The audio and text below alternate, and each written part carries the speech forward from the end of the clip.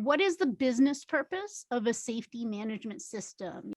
Basically, the number one reason that you would enter or create this system is to get everybody on the same page and get organized. A lot of people have a list of policies. A lot of people have 100 procedures, but it's just paper. It doesn't actually integrate with operations.